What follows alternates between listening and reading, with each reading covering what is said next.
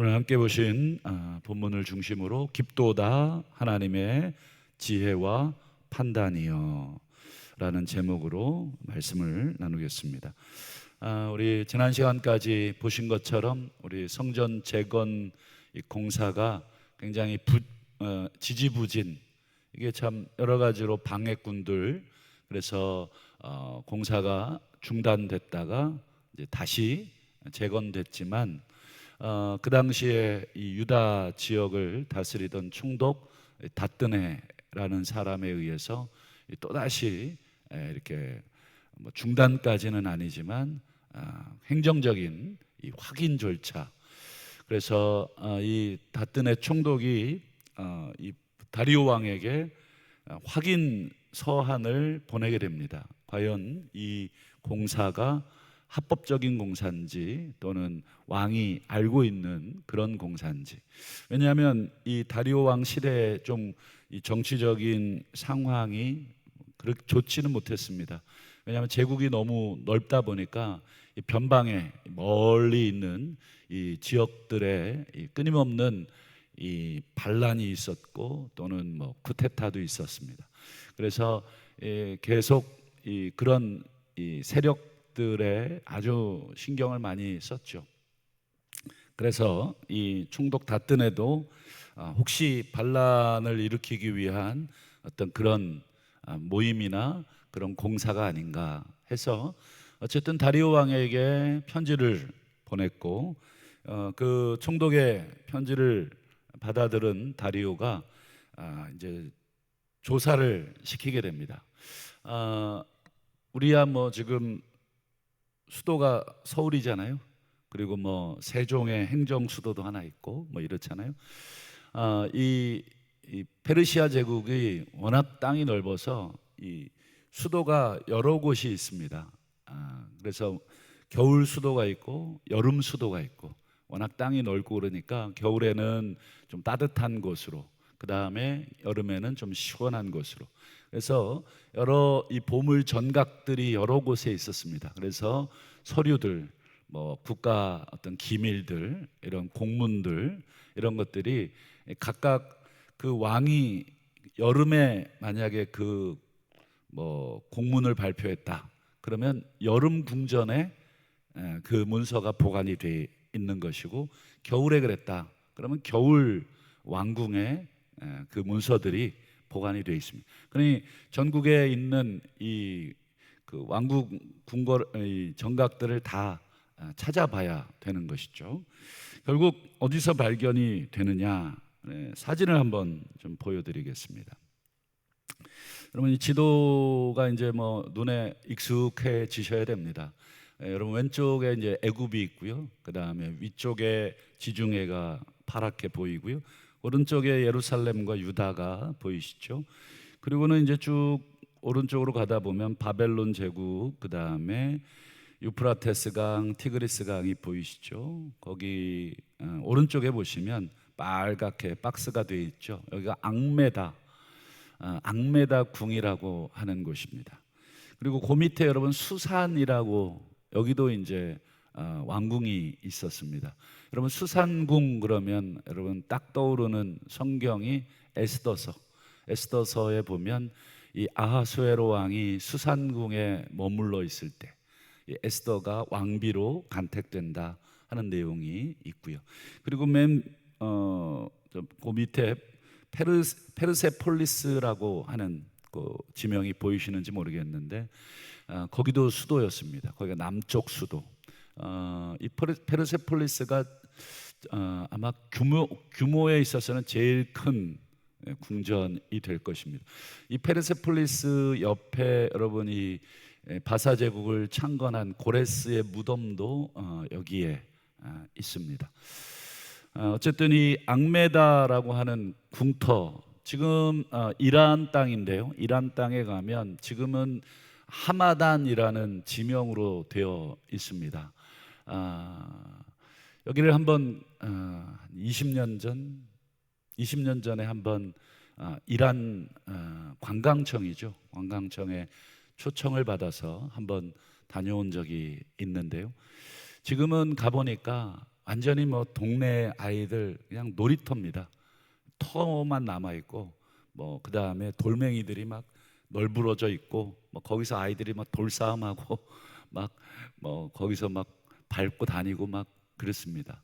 왕궁터지만 이 나라가 돈이 없다 보니까 뭐 온통 뭐 그냥 유적들인데 우리로 말하면 그거를 뭐 관광으로 이렇게 뭐 이렇게 잘 보존해서 뭐 하지도 못하고 그렇습니다. 그리고 그 옆에 만한 뭐 이렇게 건물이 하나 있는데 이제 거기에다가 막 유적들을 그냥 막 쌓아놨어요. 그걸 복원하려면 이 고고학자들 또 복원학자들 이 돈이 이 아주 천문학적으로 들어가니까 뭐 그걸 감당이 안 되는 거죠. 어쨌든 거기에 이 문서가 발견이 됩니다. 여기서 이제 고레스의 칙령을 발견하게 되는데, 여러분 고레스 칙령이 이제 1장에도 나오지만 여기서 발견된 내용은 조금 다릅니다. 어쨌든 뭐 좀 다른 보완된 내용인 것 같은데, 총 세 가지의 칙령 내용, 고레스의 칙령 내용이 기록되어 있는데, 먼저 첫 번째는 우리 3절과 4절을 한번 보실까요? 먼저 성전의 크기와 그 다음에 재료에 대한 언급이 나와 있습니다. 성전의 높이는 60규빗으로 해라. 너비도 60규빗으로 해라. 정사각형의 이 모양, 길이는 언급되어 있지 않습니다. 원래 솔로몬 성전의 길이는 약 27m 정도 되는데 이 60규빗이 27m입니다. 여기서부터 여기까지 해서 조금 한 뼘 손가락 하나 더 요 정도 되는데, 보통 이제 뭐 팔이 긴 사람과 짧은 사람 평균적으로 한 45cm를 1규빗으로 우리가 계산을 하는데, 60규빗 곱하기 45 하면 여러분 27m 정도 됩니다. 생각보다 솔로몬 성전 제1성전보다 굉장히 규모에 있어서는 큽니다. 좌우간 높이와 너비를 60규빗, 60규빗, 27m, 27m. 그 다음에 재료는 큰 돌 세 켜. 켜라는 말은 이렇게 세 겹이란 뜻입니다. 큰 돌을 이렇게 탁탁탁 올려라. 그래서 높이를 아마 그리고 넓이를 그렇게 해라. 그 다음에 나무는 한 켜를 놔라. 여기도 정확하게 이제 뭐 설명이 자세하지 않아서 이게 정확하게 어떻게 돼 있는지는 모르겠습니다만, 어쨌든 돌과 나무에 대한 언급이 나와 있고요. 이게 첫 번째 이 고레스 칙령의 언급입니다. 성전의 크기, 그 다음에 재료 뭐 이런 거죠. 두 번째는 그러면 경비는 어떻게 할 거냐? 4절 끝부분을 한번 보시면 경비는 다 왕실에서 내라. 이제 국가 재정에서 이 저기 있는 예루살렘 이 성전 짓는데 다 국고로 지어라 이렇게 되죠. 그 다음에 마지막 세 번째는 이제 성전 안에 있는 여러분 기구들이 있잖아요. 뭐 금촛대라든지 그 다음에 진설병 이 상이라든지 그 다음에 그 안에 있는 분향단이라든지 또 뭐 여러 가지 그 그릇들, 거기도 한번 보시죠. 5절 보실까요? 성전에 금그릇, 은그릇들을 돌려보내라. 하나님 성전 안에 각각 제자리에 둬라. 이제 거의 모든 게 다 기록이 되어 있는 것이죠. 총 이렇게 세 가지로 고레스 칙령이 기록이 되어 있습니다. 이제 이걸 다리오 왕이 확인한 것입니다. 이게 있네. 그리고는 이제 다리오의 이제 또 다른 이 뭐라 그럴까요? 조서가 내려가야 됩니다. 그래서 다리오 왕도 총 세 가지로 이제 유다 총독 다뜨네에게 편지를 보냅니다. 왕의 이 반지 도장을 찍어서 보냈겠죠. 총 세 가지인데 그 부분을 오늘 좀 보겠습니다. 먼저 첫 번째 다리오 왕이 이제 고레스 칙령을 기반으로 해서 내린 첫 번째 명령은 6절과 7절인데요. 자, 다뜨네를 비롯한 이 사람들은 그곳을 멀리해라. 성전 공사에서 떨어져라. 그 다음에 7절에 보면 성전 공사 막지 마라. 그리고 이 성전 제자리에 건축하게 하라. 이게 다리오의 첫 번째 명령입니다. 너네 방해하지 말고 공사 진행할 수 있도록 해라. 두 번째 명령이 8절에서 10절인데요. 여기 보면 이제 경비에 대한 부분입니다. 여러분 각 도에서 이 세금을 거두게 됩니다. 유다 도에서도 세금을 거두게 되고 여러 세금을 거두는데 이 거둔 세금 중에서 경비를 끊임없이 주어서 그들로 공사 멈추지 않게 하라. 9절에 그들이 필요로 하는 것, 여기 이제 제가 생략해 놨는데 번제물들 그리고 곡식들, 기름들 이런 것들을 제사장의 요구대로 어김없이 날마다. 그리고 10절에 보면 좀 독특한 명령이 나오는데 그래서 그 제사가 진행이 되어서 그 제사 할 동안에 왕과 왕자들의 생명을 위하여 기도하게 하라. 여러분 이 마지막 이 명령에서 우리가 알 수 있는 것처럼 그 당시에 왕과 왕자들 즉 왕실의 생명이 굉장히 정치적으로 불안했다 하는 것을 알게 되죠. 여러분 내게 힘이 있고 절대 권력을 갖는데 내 생명을 위해 기도하게 하라 이렇게 말하는 왕은 없어요. 뭔가 좀 불안하면 우리도 그렇잖아요. 나 건강하고 잘 될 때는 기도 부탁 같은 거 잘 안 하게 되지만 상황이 정말 어렵고 힘들면 누구라든지 이렇게 붙들고 믿을 수 있는 분들에게 기도 부탁도 하고 그렇게 합니다. 왕과 왕자들을 위해서 그들의 생명을 위해서 끊임없이 암살이 일어나죠. 그래서 여러분 에스더서에 보면 요 다음 왕이 아하수에로 왕인데 아하수에로 왕이 3개월 동안 잔치를 해요. 여러분 한번 상상해 보세요. 3개월을 잔치한다? 이게 무슨 뜻입니까? 그거는 군사적인 그 전략 회의를 위해서 각 도에 이 모든 장관들을 다 불러 모아서 계속 너무 나라가 크니까 계속해서 그만큼 이 정치적인 상황이 안 좋았다는 뜻입니다. 결국 아하수에로 왕은 그 뒤로 죽습니다. 얼마 안 해서 전쟁이 일어나죠. 끊임없이 이 바사 제국, 페르시아 제국 안에서 이 암투와 내분과 또 쿠데타 이런 것들이 계속 일어납니다. 여러분 21세기 이 자유민주주의 대한민국에서도 자기 말 안 듣는다고 쿠데타 일으키는데 여러분 그 시절은 어떻겠습니까?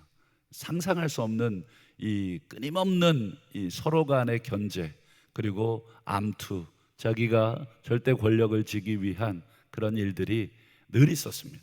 그래서 이 다리오 왕도 이 국가적 정세가 안 좋으니까 유다 그 도에 어떤 반란을 또 잠재우고 또 그 도에 은혜를 베푸는 거죠. 그래서 그 지방 사람들이 왕실을 위해서 기도해주고 늘 말씀드리지만 신들의 나라입니다. 그래서 그들의 신에게 기도하도록 그렇게 요구하고 하는 것입니다. 이게 두 번째 명령이고요. 마지막에 이제 다리오 왕이 세 번째 명령을 내리는 게 11절, 12절입니다. 한번 보실까요? 좀 재미있는 명령인데요. 자, 내가 내린 이 명령을 변조하면 누구든지 그의 집에서 들보를 빼내고 또 그를 그 위에 매어 달게 하고 그 집은 거름더미가 되게 하라. 하여튼 일가를 다 망하게 하라. 이 변조할 수 없는 이 명령으로 이제 만들어 놓죠. 왜 우리도 막 정권 바뀔 때마다 확확 바뀌는 게 있지만 바꿀 수 없는 명령들이 있거든요. 헌법이라든지 이런 것들은 국회와 이런 거잖아요. 동의를 통해서 바꿀 수 있는 것처럼 이 다리오 왕의 명령은 변개할 수 없는 명령으로 아예 딱 규정을 해놓는 거죠. 그리고 마지막 12절을 한번 보시면 12절 성전을 누구든지 헐면 그곳에 이름을 두신 하나님이 그들을 멸하시기를 원하노라. 이 마지막 명령이 좀 재미있죠. 이 성전 절대 못 헐게 이렇게 명령을 하는 그런 것인데, 특별히 여러분 이 12절이 역사적으로 성취된 사건들이 몇 개 있는데, 그 중에 가장 우리들은 잘 모르는 사건이지만 유대 역사에 있어서 이 사건은 절대로 잊을 수 없는 사건이 하나 있습니다. 우리로 얘기하면 일제시대에 여러분 여러 가지 치욕스러운 사건들이 있지만, 우리 어제 낮예배 때도 잠깐 얘기했지만, 여러분 신사참배, 우리 기독교 역사에서 잊을 수 없는 이 치욕적인 역사였기에 우리는 잘 잊혀지지 않죠.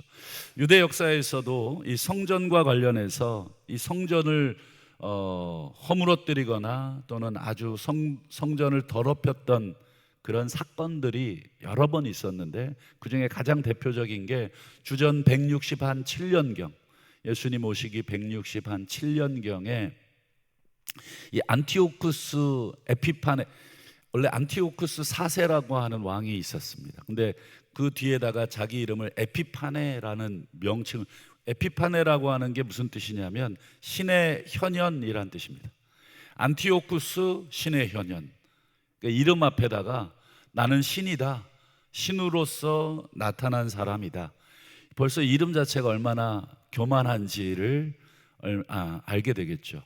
이 안티오쿠스 4세가 이 애굽과의 전쟁을 치르기 위해서 이렇게 유다 땅을 통과하고 이러는 과정에서 집니다. 그때마다 지고 돌아와서 분풀이를 어디다 하냐면 이 이스라엘 예루살렘 성전에다가 합니다. 그리고 그래서 대표적인 그 사건들을 예언해 놓은 성경이 있는데, 여러분 다니엘서 8장과 11장을 보시면, 여러분 예수님 시대에 제일 인기 있었던 성경이 다니엘서라고 제가 말씀을 드렸는데, 이 다니엘서를 늘 이 묵시록으로 이스라엘 민족들이 읽으면서 메시아를 기다렸는데, 이 다니엘서에 보면 그에 대한 말씀이 기록이 되어 있습니다. 한번 8장과 11장 중에 11장 31절만 한번 보겠습니다.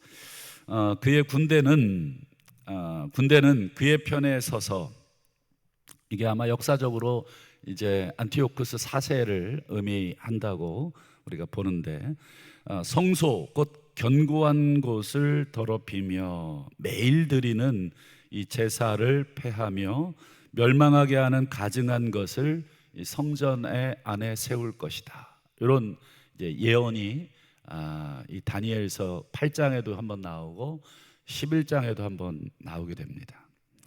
그래서 이 예언이 성취된 그 역사적인 사건이 아까 말씀드린 이 안티오쿠스 4세. 그래서 그는 막 돼지 피를 막 성전 안에다가 뿌리기도 하고요, 거기다가 제우스 신상을 세워서 만들기도 하고요. 하여튼 유대인들이 싫어하는, 유대인들의 율법에서 금하고 있는 건 다 합니다. 그러니 여러분 그 장면을 목격하고 있는 유대인들의 심정이 어떻겠습니까? 막 가슴이 갈기갈기 찢어지는데 힘으로도 안 되는 것입니다. 어떻게 할 수가 없는 것입니다. 절대적인 힘을 가지고 막 성전 안에서 그 일을 하는데, 누구든지 간에 막 덤벼들면 다 죽이니까. 그게 주전 167년경에 일어난 사건들인데, 결국은 이제 여러분 우리 정경에는 없지만 천주교 성경에 보면 마카비라고 하는 성경이 있습니다. 이 마카비서에 보면 이 부분에 대한 역사적인 기록이 좀 기록이 되어 있습니다. 한번 관심 있는 분들은 역사책 보시듯이 마카비서를 한번 찾아서 보시면 여기에 대한 아주 자세한 기록들이 나와 있습니다. 여러분 여기 보면 이런 사람의 결말이 어떻게 될지에 대한 예언도 다니엘서 8장과 11장에 나와 있는데, 한번 보죠. 8장 25절, 11장 45절인데요.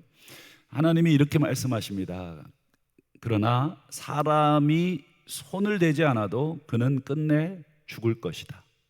그 다음에 11장 45절에 보면 그러나 그의 끝이 이를 것이니 그를 도와줄 사람이 없을 것이다. 이 성전을 더럽히고 막 거기에 뭐 가증한 걸 세우고, 예수님도 요 성경을 인용하셨었거든요. 이 다니엘서 11장을. 근데 그렇게 성전을 더럽히고 멸망시키는 그 사람이 손대지 않아도 그 사람 죽게 될 것이다. 그리고 그가 어려움에 처할 때 그를 도와줄 사람 없이 그는 죽을 것이다. 여러분, 이 안티오쿠스 4세는 어떻게 됐을까? 뭐 기록을 여러분 찾아보시면 그는 정신병에 걸리게 됩니다. 여러분, 정신병은 누가 도와줄 수도 없습니다. 요즘같이 의학이 발달된 시절에도 여러분 정신병 고치기 어렵습니다. 계속해서 뭐 상담 치료도 받지만 또 약물 치료도 받지만 또 다시 재발되고 이게 약이 없습니다. 정신병에도 걸리고, 그 다음에 창자가 안에서부터 썩어가게 돼서 결국은 그 당시에 이걸 끄집어내서 수술할 수 있는 방법도 없고 창자가 안에서 썩어서 결국 그는 죽게 됩니다. 좌우간 이 다리오 왕의 이런 명령들 통해서 여러분 가뭄 끝에 단비가 오듯이 여러분 힘들고 또 막혔던 성전 공사가 이 하나님의 이 여러 엄청난 계획 속에서 이제 진행이 됩니다. 저는 끝으로 이 모든 과정, 요 짧은 이 에스더서 5장, 6장 요 앞부분만 이렇게 묵상하면서 성전 공사를 시작하도록 고레스가 보내고 왔더니 방해꾼들이 있어서 또 막히고 다시 책망받아서 재건하고 또 막히고 또 시간을 들여서, 그리고 다리오가 변개할 수 없는 자신의 이 명령을 내려서 이 성전을 공사할 수 있도록 그 비용을 국고에서 될 수 있도록, 그리고 그 성전을 무너뜨리거나 방해하는 사람은 완전히 망할 수 있도록 저주까지 완전히 퍼붓는 이런 모든 역사적인 과정을 보면서 무슨 말씀이 생각이 났냐면 로마서 9장 18절 말씀이 생각이 났습니다. 하나님이 하고자 하시는 자를 긍휼히 여기시고 또 하나님께서 하고자 하시는 자를 완악하게 하신다. 이쪽은 하나님께서, 다리오 왕 쪽은 긍휼히 여기시는 것이죠. 또 다른 쪽은 또 완악하게 하시고, 하나님이 이 세계의 역사, 우리 인간 편에서 보면 너무 이제 왔다 갔다 하는 모습이지만 하나님의 큰 뜻 가운데 한쪽을 긍휼히 여겨서 일이 되게 하시고 또 한쪽을 완악하게 해서 일이 안 되게 하시고, 참 이 예측할 수 없는 우리 인생들의 하나님의 손길이 그 위에 있구나 하는 것을 보게 됩니다. 말씀을 맺겠습니다. 여러분, 역사의 모든 과정은 우리 인간 눈에는 방해가 있고 또 막히는 것이 있고 때로는 길이 열리기도 하고, 이 모든 역사의 과정 또 우리 개인의 삶의 과정이 하나님의 주권 아래 있다. 그래서 우리가 드려야 할 고백, 또 우리가 드려야 할 기도는 우리 로마서 11장 33절입니다. 한번 보실까요? 사도 바울이 이런 고백을 하죠. 깊도다 하나님의 지혜와 지식의 풍성함이요, 그의 판단은 우리가 감히 헤아릴 수 없고 그분의 길은 찾지 못한다. 하나님의 이 절대적 주권 속에 이루어지는 이 역사들, 우리가 내가 기도하면 다 돼, 또 내가 예측하면 다 돼. 여러분, 하나님이 우리 인간의 손에 놀아나시는 분이 아니시죠. 그저 우리를 불쌍히 여기시는 하나님이신 것입니다. 그래서 우리 인간이 해야 될 일은 거만하게 하나님 까불지 마 이런 소리 하는 것이 아니라 어떻습니까? 하나님, 우리를 긍휼히 여겨주시고 또 내 주변의 사람들을 긍휼히 여겨주시고 또 하나님 여러 가지 막혀있는 길을 하나님의 지혜로 열어주시고 결국 인간은 철저하게 하나님 앞에서 겸손하게 기도할 수밖에 없다. 이것이 결론입니다. 아무도 하나님을 쥐락펴락할 수 있는 존재는 없다. 이 당시에 여러분 고레스 왕, 또 우리 이 조서를 내린 왕, 그 외에 여러분 알렉산더 대왕이 또 그 뒤에 또 나오잖아요. 하여튼 수많은 왕들이 여러분 세계 이 패권을 쥐면서 세계 역사를 자기가 쓰는 것처럼 착각하지만 결국은 하나님의 세계 역사의 주인이시다.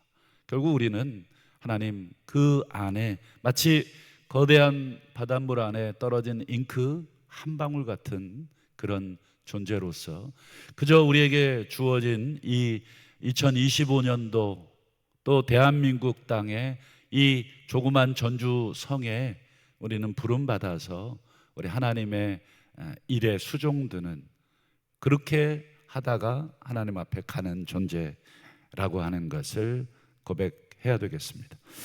바라기는 지금 우리 눈앞에 펼쳐지는 그 역사만 상황만 보며 우리가 살지 않고 우리 하나님께서 이 상황을 어떻게 바꾸실지 기대하고 또 기도하면서 하나님의 선하신 뜻이 우리 개인의 역사에 또 우리 교회의 역사에 또 우리 대한민국과 전 세계 역사에 펼쳐지기를 우리가 겸손히 기도하시고 거기에 우리가 쓰임 받을 수 있다면 우리가 하나님 앞에 겸손히 쓰임 받다가 주님 앞에 서시는 그런 저와 우리 성도님들이 다 되실 수 있기를 주님의 이름으로 축원합니다.